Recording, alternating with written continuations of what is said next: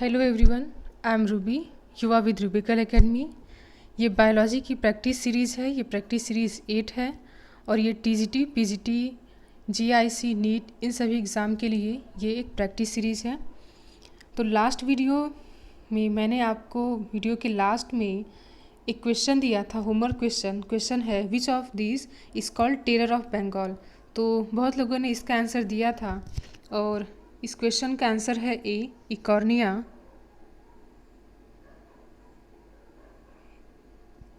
First इसका answer है, 1 minute.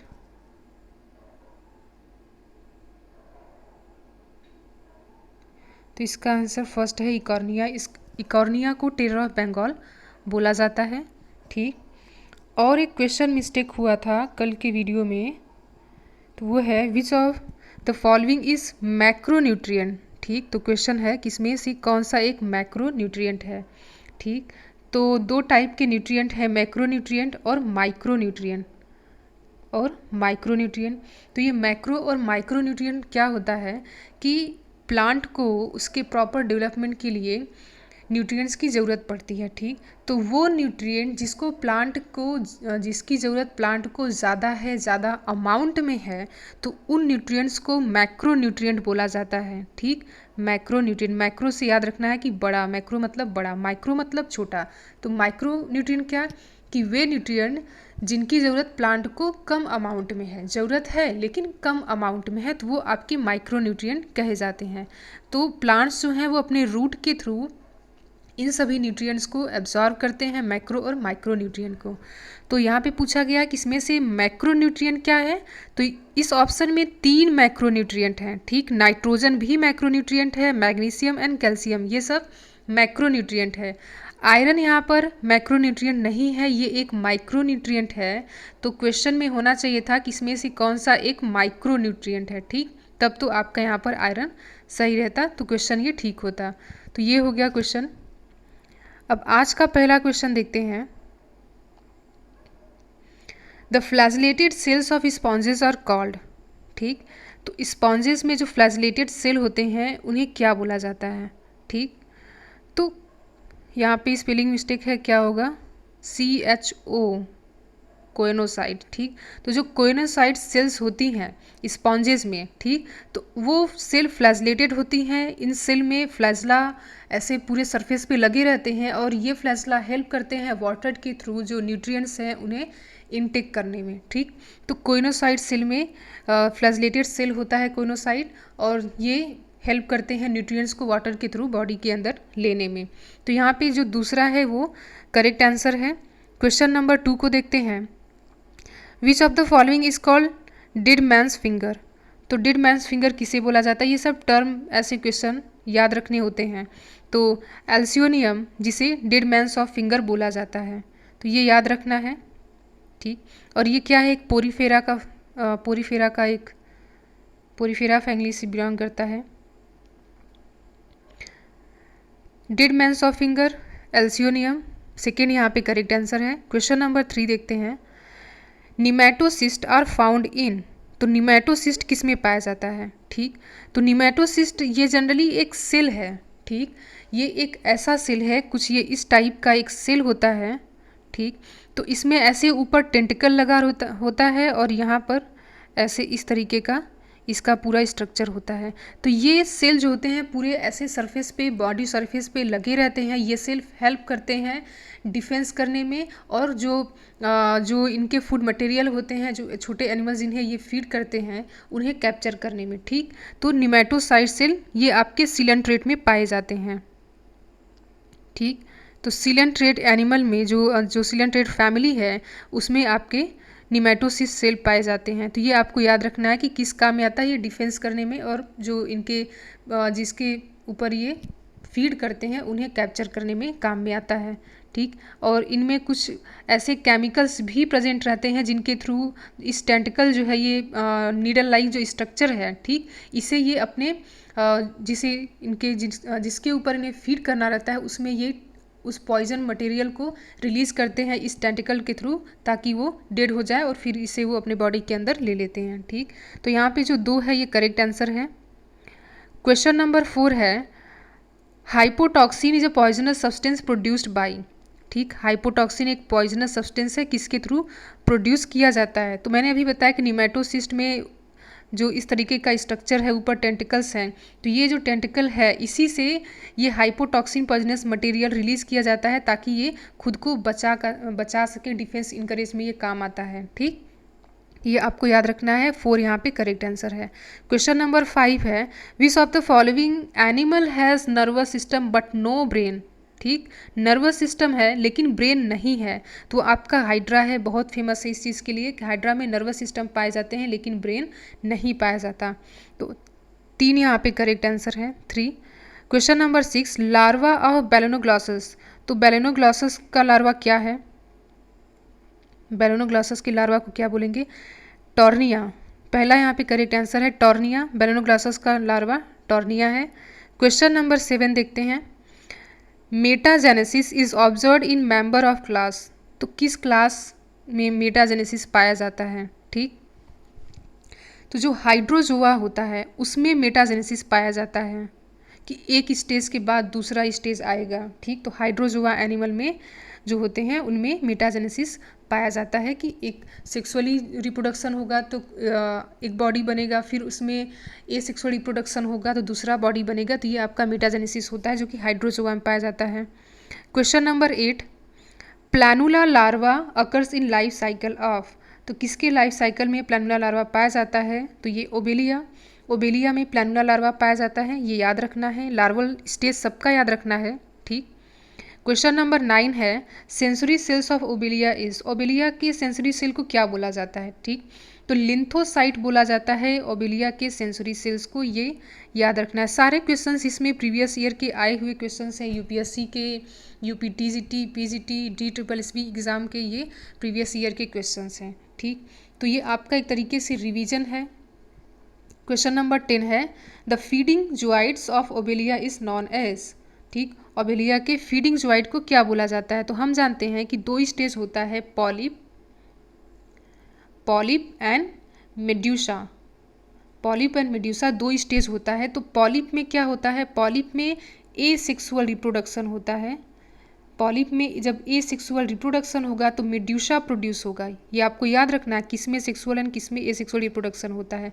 तो पॉलिप में जब एसेक्सुअल रिप्रोडक्शन होगा तो मेड्यूसा प्रोड्यूस होगा, और मेड्यूसा में सेक्सुअल रिप्रोडक्शन होता है तो पॉलिप प्रोड्यूस होता है, पॉलिप प्रोड्यूस होता है, ये आपको याद रखना है किसमें क्या होता है। तो पॉलिप क्या है?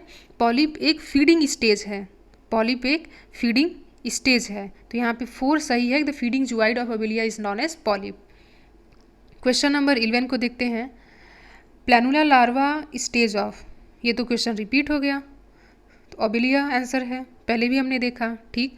Question number 12, sea walnut belongs to phylum, तो सी वॉलनट किस फाइलम से बिलोंग करता है, ठीक। तो टीनोफोरा, टीनोफोरा फैमिली से जो है फाइलम से ये बिलोंग करता है सी वॉलनट, इस तरीके का इसका पूरा स्ट्रक्चर होता है, आप देखेंगे बड़ा कलरफुल होता है, ठीक, इस तरीके से इसमें ऐसे फ्लैजला ऐसे निकले रहते हैं। और सबसे इनकी बड़ी खासियत क्या होती है कि इनमें बायोल्यूमिनेसेंस जो फीचर है, बायोल्यूमिनेसेंस ये इनमें पाया जाता है। बायोल्यूमिनेसेंस क्या है कि लाइट इमिट करने की इनमें कैपेबिलिटी पाई जाती है, ठीक। तो ये भी आपको याद रखना है कि जो टीनोफोरा होते हैं उनमें बायोल्यूमिनेसेंस जो फीचर है वो पाया जाता है, और सी वॉलनट इसका एक एग्जाम्पल है, ये रहा सी वॉलनट, मैंने आपको बना के दिखाया। अब क्वेश्चन नंबर 13 को देखते हैं, एलिमेंट्री कैनाल इज अब्सेंट इन, तो किसमें एलिमेंट्री कैनाल अब्सेंट होता है, ठीक, एलिमेंट्री कैनाल इज अब्सेंट इन, तो नीमेटोड में एलिमेंट्री कैनाल अब्सेंट होता है, ठीक। नीमेटोड जो है ये अपने बॉडी वॉल के थ्रू मटेरियल्स को, न्यूट्रिएंट्स को एब्जॉर्व करते हैं, इनमें एलिमेंट्री कैनाल अब्सेंट होता है, ये आपको याद रखना कि बॉडी वॉल के थ्रू ये एब्जॉर्व करते हैं। Question number 14, the reason for the measly pork flesh is the, ठीक, मीजली पॉर्क फ्लेश जो होता है उसके पीछे रीजन क्या है? उसके पीछे रीजन है presence of cysticercus larva, ठीक। हम जानते हैं कि जो प्लेटी हेलमिंथ होते हैं उनमें आपके cysticercus larva, redia larva, metacercaria ये सब लार्वा पाया जाता है। तो जो मीजली पॉर्क फ्लेश होता है इसके लिए सिस्टी सर्कस लार्वा रिस्पॉन्सिबल है, तो यहाँ पे 2 जो है ये करेक्ट है। क्वेश्चन नंबर 15 है, what is the function of Laurer's canal in the Fasciola hepatica? ठीक, लॉरेंस कैनाल का क्या काम है फैस्यूला हिपेटिका में?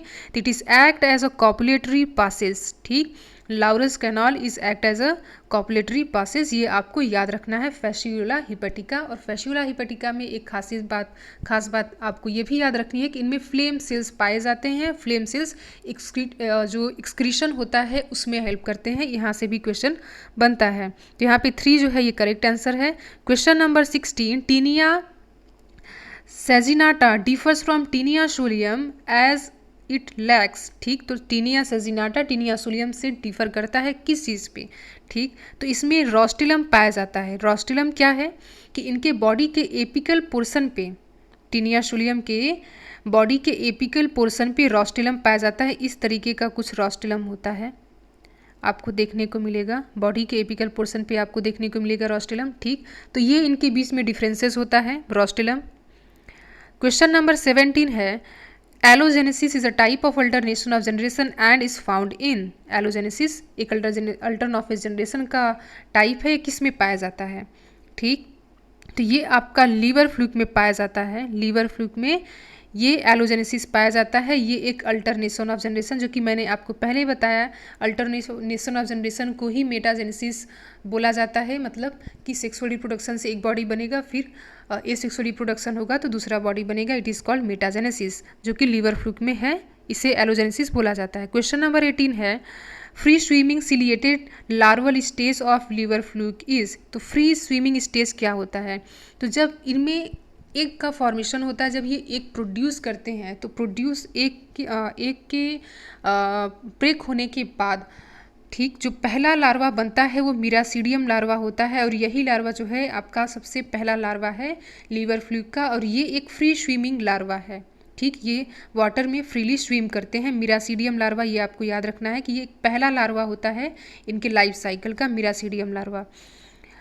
क्वेश्चन नंबर 19 है, true coelom is absent in which phylum. किस फाइलम में ट्रू सिलोम जो है वो अब्सेंट होता है?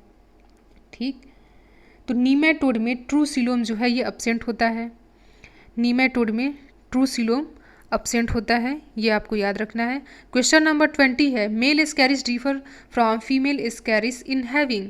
ठीक, तो आप मेल स्कैरिस का जब आप स्ट्रक्चर देखेंगे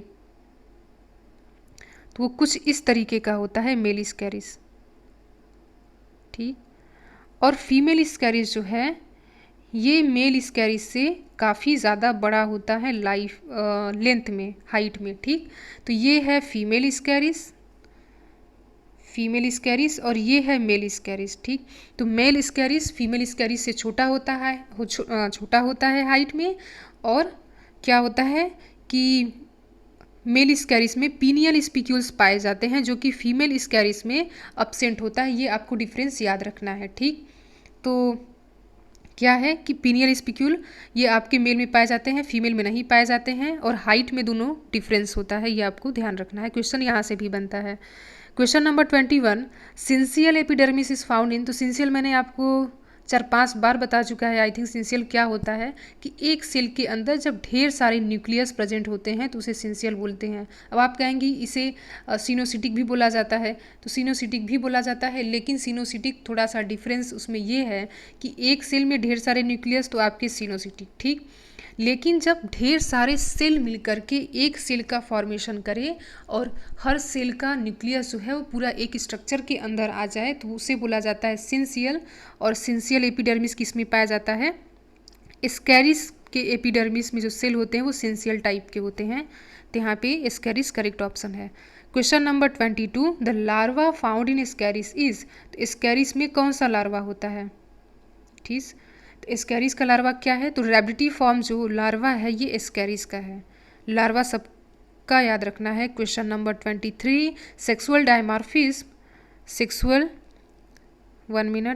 sexual dimorphism is found in. Sexual dimorphism क्या होता है? जैसे आपने स्कैरिस देखा कि जो मेल है वो छोटा है फीमेल से हाइट में। ठीक, आप पिकॉक देखे होंगे, पिकॉक मेल और फीमेल जो पिकॉक होते हैं काफ़ी ज़्यादा डिफरेंस होते हैं।